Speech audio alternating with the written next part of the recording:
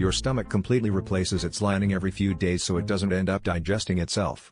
That's right, while your stomach is busy breaking down burgers and fries with insanely strong acids, it's also working overtime to protect its own walls from being eaten alive.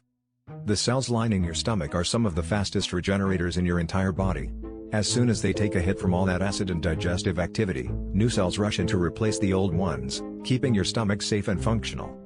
If this non-stop makeover didn't happen, the acid would burn straight through, causing major damage every time you eat.